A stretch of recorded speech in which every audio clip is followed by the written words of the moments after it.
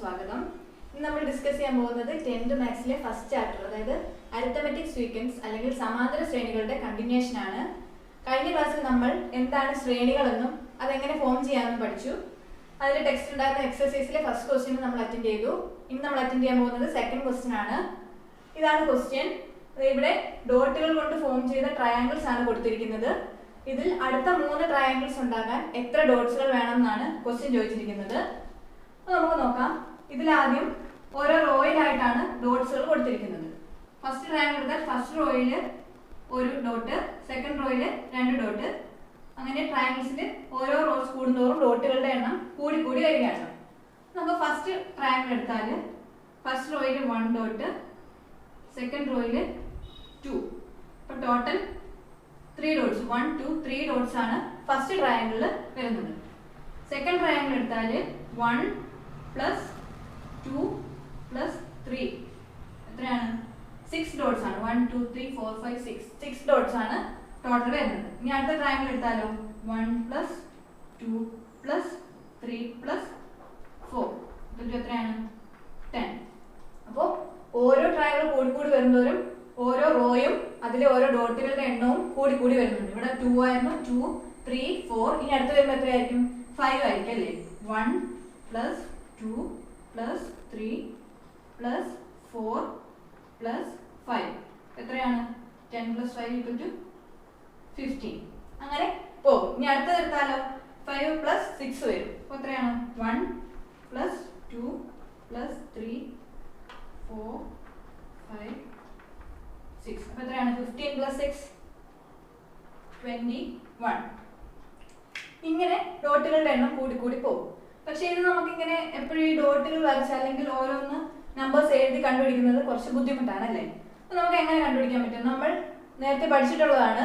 അതായത് എണ്ണൽ സംഖ്യകളുടെ അല്ലെങ്കിൽ നാച്ചുറൽ നമ്പേഴ്സിന്റെ സം കാണാനുള്ള ഇക്വേഷൻ നമ്മൾ നേരത്തെ പഠിച്ചിട്ടുള്ളതാണ്. n × n + 1 / 2.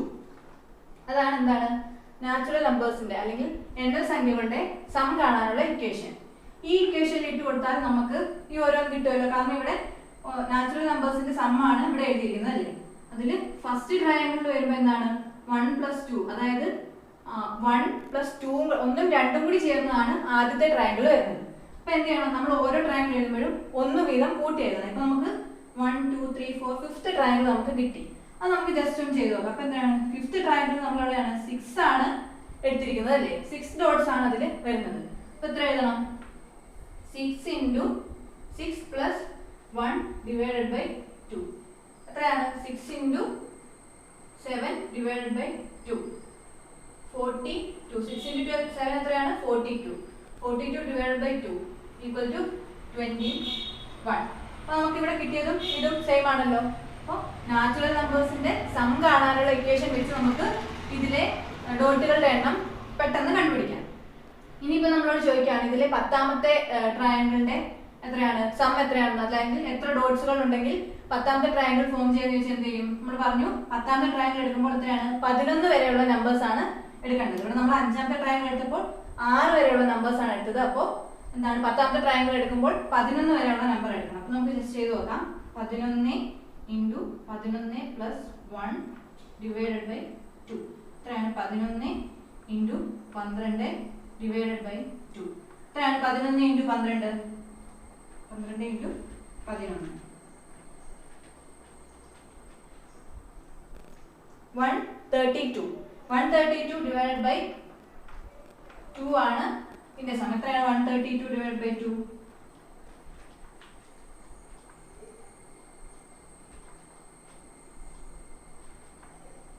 66 അല്ലേ? അപ്പോ ആദ്യത്തെ ഒരു 10 ട്രയാങ്കിൾ അല്ലെങ്കിൽ 10ാമത്തെ ട്രയാങ്കിൾ ഉണ്ടാക്കാൻ എത്ര ഡോട്ട്സ് വേണം? നമുക്ക് 66 ഡോട്ട്സ് വേണം. അപ്പൊ ഈ ഇക്വേഷൻ വെച്ച് നമുക്ക് ഇനി അങ്ങോട്ട് എത്രാമത്തെ ട്രയാങ്കിളിന്റെ ചോദിച്ചാലോ അല്ലെങ്കിൽ ഏത് ട്രയാങ്കിളിന്റെ ചോദിച്ചാലും നമ്പേഴ്സ് കണ്ടുപിടിക്കാമല്ലോ. അപ്പൊ എങ്ങനെയാണ്? നാച്ചുറൽ നമ്പേഴ്സിന്റെ സം കാണാനുള്ള ഇക്വേഷനിൽ നിന്ന് നമുക്ക് ഇതിലെ ഡോട്ട്സുകളുടെ എണ്ണം കണ്ടുപിടിക്കാം.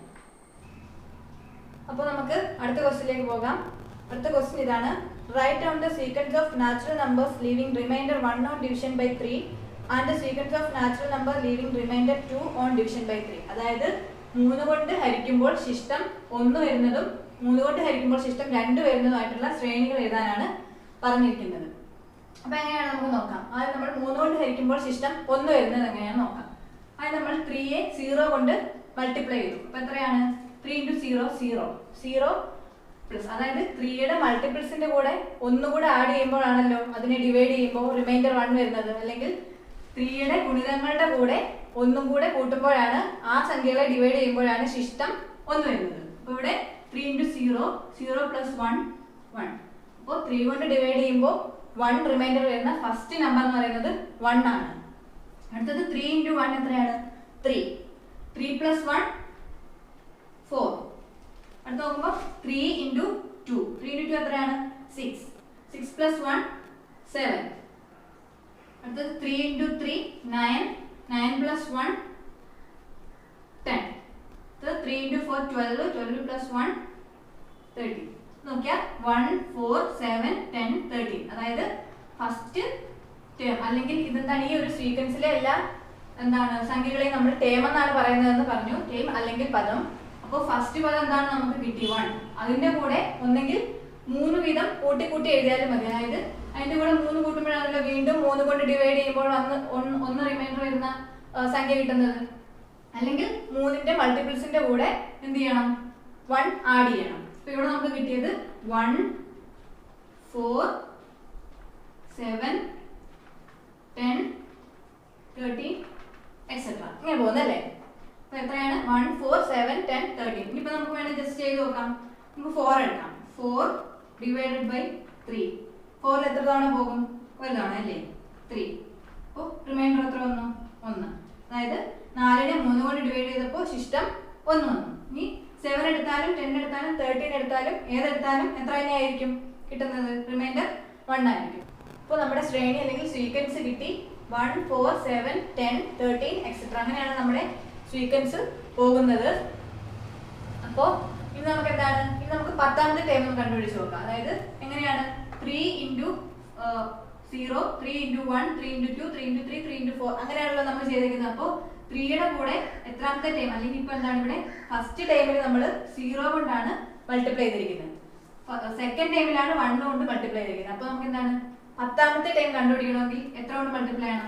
9 കൊണ്ട് മൾട്ടിപ്ലൈ ആണ് അല്ലേ. അതായത് ഇവിടെ നമ്മൾ 5ാമത്തെ ടൈം കണ്ടുപിടിക്കാൻ 4 കൊണ്ടാണ് മൾട്ടിപ്ലൈ ചെയ്തത്. അപ്പൊ 10ാമത്തെ ടൈം കണ്ടുപിടിക്കാൻ 9 കൊണ്ട് മൾട്ടിപ്ലൈ ചെയ്യണം അല്ലേ. അപ്പോൾ 10ാമത്തെ ടൈം എന്ന് പറയുന്നത് 3 × 9 + 1.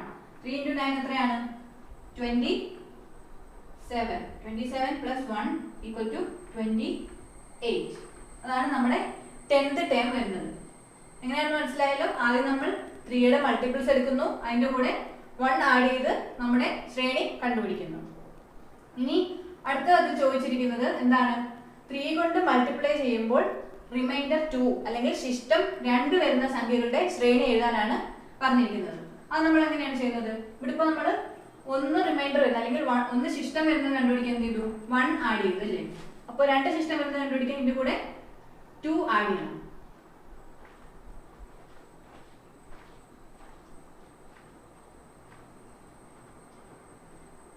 അല്ലേ. അപ്പോൾ എല്ലാത്തിന്റെയും കൂടെ 2 ആഡ് ചെയ്യണം. അതായത് 3യുടെ മൾട്ടിപ്പിൾസിന്റെ കൂടെ 2 ആഡ് ചെയ്യുമ്പോൾ 3 കൊണ്ട് ഡിവൈഡ് ചെയ്യുമ്പോൾ റിമൈൻഡർ 2 കിട്ടുന്ന സംഖ്യകളുടെ ശ്രേണി നമുക്ക് കിട്ടും. അപ്പോൾ 3 × 0 + 2 എത്രയാണ്? 2. അടുത്തത് വരുമ്പോൾ 3 + 2 എന്ന് പറയുന്നത് 5. അടുത്തത് 6 + 2 8 9 + 2 11 12 + 2 14. അപ്പോൾ നമ്മുടെ ശ്രേണി എങ്ങനെ പോകും? 2 5 8 11 14 എക്സെട്ര. അതായത് 2 5 8 11 14 എക്സെട്ര. അങ്ങനെയാണ് നമ്മുടെ ശ്രേണി പോകുന്നത്. അതായത് 3യുടെ മൾട്ടിപ്പിൾസിന്റെ കൂടെ 2 ആഡ് ചെയ്യുമ്പോൾ കിട്ടുന്നതാണ് 3 കൊണ്ട് ഡിവൈഡ് ചെയ്യുമ്പോൾ റിമൈൻഡർ 2 വരുന്ന ശ്രേണി. അപ്പോൾ ഇതിൽ നമുക്ക് 10ാമത്തെ ടൈം കണ്ടുപിടിക്കാം. ഇവിടെയും സെയിം തന്നെയാണ്. 10ാമത്തെ ടൈമിന്റെ കൂടെ എത്രയാണ്? 9 ആണ് മൾട്ടിപ്ലൈ ചെയ്തത്. കാരണം 1ാമത്തെ ടൈമിന്റെ കൂടെ 0 കൊണ്ടാണ് നമ്മൾ മൾട്ടിപ്ലൈ ചെയ്ത് 1ാമത്തെ ടൈം കണ്ടുപിടിച്ചത്. അതുപോലെ 5th ടൈം കണ്ടുപിടിക്കാൻ 3 × 4 ആണ് നമ്മൾ ചെയ്തത്. അപ്പോൾ 10th ടൈം കണ്ടുപിടിക്കാൻ 3 × 9 3 × 9 + 2 എത്രയാണ്? 27 + 2 = 29. അപ്പോൾ നമ്മുടെ 10ാമത്തെ ടേമും കിട്ടി. ഇനി ഇത് തന്നെ നമുക്ക് ഏത് ടേം വേണമെങ്കിലും കണ്ടുപിടിക്കാമല്ലോ. ഇപ്പം 100ാമത്തെ അല്ലെങ്കിൽ 100th ടേം കണ്ടുപിടിക്കണമെങ്കിൽ എന്ത് ചെയ്യണം? 3 × 99 + 2 ചെയ്യണം അല്ലേ? അതുപോലെ നമുക്ക് ഏത് ടേം വേണമെങ്കിലും കണ്ടുപിടിക്കാം. അടുത്ത ക്വസ്റ്റ്യൻ ആണ്, write down the sequence of natural numbers ending in 1 or 6 and describe in 2 other ways. അതായത് 1ലും 6ലും അവസാനിക്കുന്ന എണ്ണൽ സംഖ്യകളുടെ ശ്രേണി എഴുതുക, അതിനെ മറ്റു 2 രീതിയിൽ വിവരിക്കുക. അപ്പോൾ നമുക്ക് നോക്കാം ഏതൊക്കെയാണ് 1ലും 6ലും അവസാനിക്കുന്ന എണ്ണൽ സംഖ്യകൾ. ഫസ്റ്റ് ഏതാണ്? 1, 6. ഇനി അടുത്ത് ഏതാണ് വരുന്നത്? 11 അവസാനിക്കുന്നതും 1ലാണ്. 16, 21, 26 എക്സെട്ര അല്ലേ? അപ്പോൾ 1ലും 6ലും അവസാനിക്കുന്ന സംഖ്യകളുടെ ശ്രേണികളാണ് എഴുതിയിരിക്കുന്നത്. 1, 6, 11, 16, 21, 26 എക്സെട്ര. ഈ ശ്രേണികളെ മറ്റ് 2 രീതിയിൽ ഡിസ്ക്രൈബ് ചെയ്യാനാണ് പറഞ്ഞിരിക്കുന്നത്. നമുക്ക് എങ്ങനെ ഡിസ്ക്രൈബ് ചെയ്യാം? ആദ്യം നമുക്ക് ഇവ തമ്മിലുള്ള ഡിഫറൻസ് നോക്കിയാൽ അടുത്തടുത്ത 2 പദങ്ങൾ അല്ലെങ്കിൽ കോൺസിക്യൂട്ടീവ് ടേംസ് തമ്മിലുള്ള ഡിഫറൻസ് എത്രയാണെന്ന് നോക്കാം. 6 - 1 എത്രയാണ്? 5. 11 - 6 5. 16 - 11 5. അപ്പോൾ ഇതിലെ ഏത് 2 ടേംസിന്റെയും ഡിഫറൻസ് എന്ന് പറയുന്നത് 5 തന്നെ ആയിരിക്കും. അപ്പോൾ അതിന് നമുക്ക് എങ്ങനെ ചെയ്യാം? 2 തരത്തിൽ എഴുതാം. എങ്ങനെ എഴുതാം? ആദ്യത്തേത് ഒരു ശ്രേണി, അതിന്റെ 2 പദങ്ങൾക്കിടയിലുള്ള വ്യത്യാസം 5 അല്ലെങ്കിൽ കോൺസിക്യൂട്ടീവ് ടേംസിന്റെ ഡിഫറൻസ് എന്ന് പറയുന്നത് 5 ആയ ഒരു ശ്രേണിയാണ് നമ്മൾ ആദ്യം എഴുതിയത്. അത് നമുക്ക് ഒരു രീതിയിൽ അതിനെ അങ്ങനെ ഡിസ്ക്രൈബ് ചെയ്യാം. അടുത്ത എങ്ങനെ ചെയ്യാം? ഇതിനെ നമുക്ക് 5 കൊണ്ടൊന്ന് ഡിവൈഡ് ചെയ്ത് നോക്കാം. അപ്പം നമുക്ക് 1 എടുക്കാം. 1/5 എത്രയാണ് വരുന്നത്? റിമൈൻഡർ 1 വരും അല്ലേ? റിമൈൻഡർ നമുക്ക് എത്ര വരും? 1 വരും. അടുത്തത് 6/5 എടുത്താലോ? അവിടെ റിമൈൻഡർ 1 വരുന്നു. നമ്മൾ നേരത്തെ 3 കൊണ്ട് ഡിവൈഡ് ചെയ്തപ്പോൾ റിമൈൻഡർ 1 വന്നു പറഞ്ഞു. അതുപോലെ തന്നെ ഇവിടെ 5 കൊണ്ട് ഡിവൈഡ് ചെയ്യുമ്പോൾ റിമൈൻഡർ 1 വരുന്ന ഒരു ശ്രേണിയാണ് നമ്മളിവിടെ എഴുതിയിരിക്കുന്നത്. അപ്പൊ എങ്ങനെയാണ് 2 രീതിയിൽ എങ്ങനെയൊക്കെ ഡിസ്ക്രൈബ് ചെയ്യാം? ആദ്യത്തേത് പദങ്ങൾ തമ്മിലുള്ള വ്യത്യാസം അല്ലെങ്കിൽ പൊതുവ്യത്യാസം എന്ന് പറയുന്നത് 5 ആയ ഒരു ശ്രേണി. രണ്ടാമത്തേത് 5 കൊണ്ട് ഡിവൈഡ് ചെയ്യുമ്പോൾ ശിഷ്ടം അല്ലെങ്കിൽ റിമൈൻഡർ 1 വരുന്ന ഒരു ശ്രേണി. അങ്ങനെ 2 രീതിയിൽ ഇതിനെ നമുക്ക് ഡിസ്ക്രൈബ് ചെയ്യാം. ഈ സീക്വൻസ് എഴുതി എങ്ങനെയാണെന്ന് മനസ്സിലായല്ലോ? 1ലും 6ലും അവസാനിക്കുന്ന നമ്പേഴ്സ് ഉള്ളത്. 1 അവസാനിക്കുന്നത് 1ലാണ്, 6 അവസാനിക്കുന്നത് 1ലാണ്, 11 അവസാനിക്കുന്നത് 11ന്റെ രണ്ടാമത്തെ ടൈം എത്രയാണ്? 1 ആണ്. 16 എടുക്കുക, അതും 6, 21, 6. അപ്പൊ ഇതെല്ലാം 1ലും 6ലും അവസാനിക്കുന്ന നമ്പേഴ്സിന്റെ സീക്വൻസ് ആണ്. അതിന്റെ വ്യത്യാസം എന്ന് പറയുന്നത് എത്രയാണ്? 5 ആണ്. അതുപോലെ അതിനെ 5 കൊണ്ട് ഡിവൈഡ് ചെയ്താൽ എത്ര വരും? റിമൈൻഡർ 1 വരും.